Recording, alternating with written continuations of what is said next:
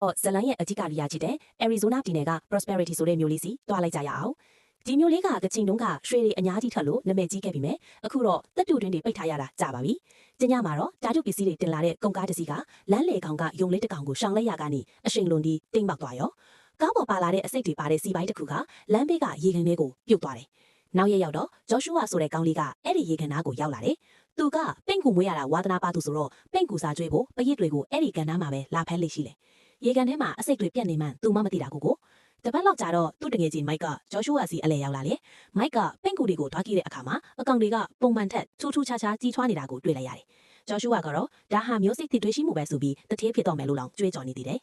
ဂျော်ရှူဝါကသူ့ရဲ့ပင့်ကူရဲ့အကြောင်းရှင်းကြရင်ခံယူရဲလာလို့နာမည်ပေးထားတဲ့အစိတ်ပြင်းပင့်ကူပရင်မီကြီးအကြောင်းမှာပြောပြတယ်သူတို့စကားကောင်းနေလို့မှပဲပင့်ကူတကောင်ကလောင်အိမ်ထဲကနေလွတ်သွားတယ်မိုက်ပလန်သွားပြီးမကြခင်မှာပဲလွတ်သွားတဲ့ပင့်ကူကဂျော်ရှူဝါကိုစတင်တိုက်ခိုက်တော့တာပါပဲဂျော်ရှူဝါခင်ဗျာနာကျင်လုံးလုံးအော်ဟီယုံကန်ရင်ကြံတဲ့ပင့်ကူလောင်အိမ်ဒီကိုပါတိုက်မိပြီးပင့်ကူတွေအကုန်လွတ်ကုန်ရောဒီလိုနဲ့ဂျော်ရှူဝါခင်ဗျာသူ့ရဲ့အချစ်တော်ပင့်ကူတွေရဲ့လက်ချံနဲ့ပဲအသက်ပါသွားရရှာနောက်ရက်တွေမှာမိုက်ကဂျော်ရှူဝါစီထောက်သွားပြီးမြဲလမ်းမှာသူ့အမေစမန်တာနဲ့တူတယ်သူ့အမေကမြို့ရဲ့ရဲရရှိလီရေကန်တဲ့ပြုတ်ကျတဲ့စီပိုင်းကိစ္စကိုစစ်ဆေးနေတာဆိုတော့အန်ဒီရဲ့များတဲ့ဆိုပြီးမိုက်ကိုအိမ်ကန်ခေါ်သွားတယ်လမ်းမှာဆိုင်ကယ်မောင်းချဲတဲ့လူငယ်တိုက်ကိုလည်းစမန်တာကတားပြီးတတိပေးလိုက်သေးတယ်မြို့ထဲမှာတော့မြို့တော်ဝင်ဝစ်ကစီဝိုင်းဟင်းကြနေတဲ့မြို့ကိုကယ်တင်ဖို့ဆိုပြီးကုန်တိုက်ကြီးတစ်ခုစောက်ချင်နေတယ်။ဒါပေမဲ့ရွှေတွင်းပိုင်ရှင်ခရစ်ကအရင်ရွှေတွင်းပိုင်ရှင်ရဲ့သားကတော့သူ့မိကိုရောင်းဖို့ငင်းနေတာတော့ခရစ်ကမြို့ကိုပြန်ရောက်လာတာသိမကြသေးဘူး။သူကစမန်တိုက်ရဲ့ရေးစားဟောင်းလည်းဖြစ်နေပြန်ရော။ထူးခြားတာတွေကအဲ့ဒီညကစပြီးဖြစ်လာတာပဲ။ဒူအုပ်ဖြစ်ရဲ့ကြောင်လေးပြောက်သွားတယ်။ဖီးတို့လင်မယားအိမ်ကလေးပေါက်ထဲကနေထူးဆန်းတဲ့အထက်နေကြားရပြီးနောက်ဆုံးတော့ကြောင်လေးအသက်ခံလက်ရမှန်းတီးလိုက်ရတယ်။တဖြည်းဖြည်းနဲ့မြို့ထဲမှာဒရိတ်ဆန်တွေပျောက်ကုန်တယ်။မိုက်ကတော့ဂျော်ရှူဝါအိမ်ကိုခိုးသွားကြည့်ရင်ပင်ကူအိမ်တွေပဲတွေ့ရပြီးလူမတွေ့တော့လို့တန်တရားဝင်လာတယ်။သူကရွှေတွင်းဝါနာမှာပင်ကူချရုပ်အကြီးကြီးတစ်ခုကိုတွေးခဲ့ပြီးမှပြန်ပြောပြတဲ့အခါ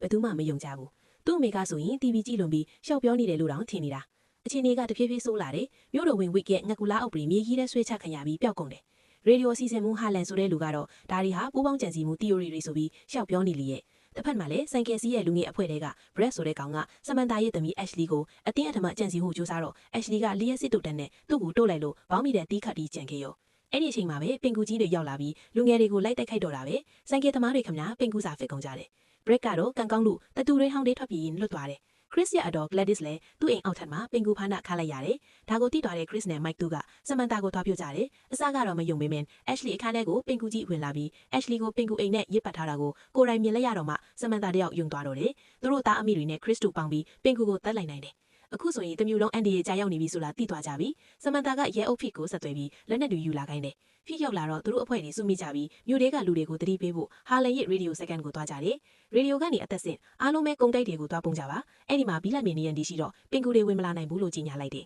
။ဒါပေမဲ့လူတွေကုန်တိုက်စီပြေးကြတဲ့အချိန်မှာပဲမြို့ထဲမှာငရဲပွက်တယ်လို့ဖြစ်သွားတယ်။ပင်ကူကြီးတွေကနေရအညက်ကထွက်လာပြီးလူတွေကိုလိုက်ဖမ်းကားတွေကိုဖျက်ဆီးနေအရင်ကွက်ဆရာကောင်းတဲ့အခြေဒီပေါ့။စမန်တာတို့ကကုန်တိုက်ရှိမှနေရယူပြီးလူအကုန်ဝင်လို့ရအောင်ပင်ကူတွေကိုပြတ်ခတ်ကာကွယ်ပေးတယ်။နောက်ဆုံးတော့အားလုံးကုန်တိုက်ထဲရောက်သွားပြီးတကားတွေပိတ်လိုက်နိုင်တယ်။ဒါပေမဲ့ပြဿနာကမပြီးသေးဘူး။စစ်တပ်ကအကူအညီတောင်းဖို့ဖုံးဆက်ရမယ်။ဖုံးတိုင်းကမမိတော့ခရစ်နာဟာလန်တို့ကအသက်ဆုံးပြီးကုန်တိုက်ခေါင်ပေါ်ပေါ်တက်ပြီးဖုံးတိုင်းရှာဖို့ကြိုးစားကြတယ်။ကျန်တဲ့လူတွေကတော့ကုန်တိုက်ထဲမှာရှိသမျှပစ္စည်းတွေကိုလက်နက်လုပ်ဖို့ပြင်ဆင်ကြတာပေါ့။ဇလန်ကဒီနေရာမှာရင်ခုန်စရာအကောင်းဆုံးအပိုင်းကိုရောက်နေပါပြီ။မိုက်ကရင်မွေးပူလင်းတချို့ကိုယူလာပြီးခရစ်ကိုပေးလိုက်တယ်။သူကဒီရင်မွေးအနက်နေနဲ့ပင်ကူတွေကိုဘယ်လိုလုပ်ရမလဲဆိုတာရှင်းပြဖို့ပြင်ဆင်နေရင်းနဲ့